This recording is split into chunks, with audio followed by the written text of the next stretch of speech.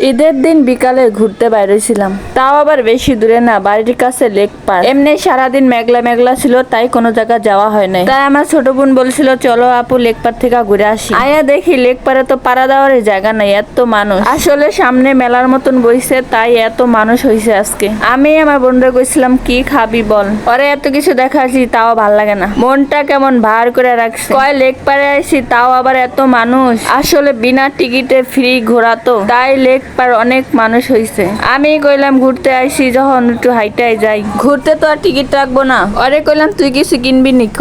ও কয় না আমার ভালোই লাগে না, চলো বাসায় যাই। তো আমি কইলাম তুই না কিনলে আমারও তো কিছু খাওয়া। এইখানে একজনে কেক বানায় আছে, সো কেকটি দেখে আমার খুবই ভালো লাগছে। আমি কইলাম তুই কিছু না কিনলে আমার কেক খাওয়া। আমারে ও কয় তুই বড় হইয়া আমার কাছে কিভাবে খাইতে চাস ক? আমি কইলাম আমি এত কিছু জানি না, আমার কেক খাওয়া। যেই কথা সেই কাজ, এক পিস কেক তাও আবার 100 টাকা। আসলে এরা মানুষ নাকি ডাকাত আল্লাহ জানে। যাই হোক, খাইতে মন চাইছে তো খাওয়াই তো লাগে। আমাদের বাঙালিদের একটাই স্বভাব, যখন ঘরে কিছু বানাই তখন মজা লাগে না। আসলে একটা কথা আছে না, পরের বাড়ি পিঠা খাইতে বড় মিঠা, এটাই হচ্ছে আমাদের স্বভাব, তাই না?